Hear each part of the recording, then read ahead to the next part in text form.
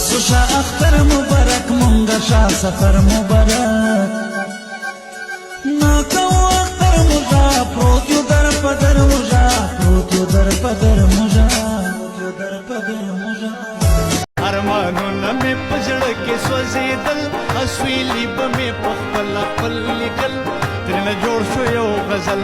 نوی کال نوی جانان او نوی جام رانه پاتې مې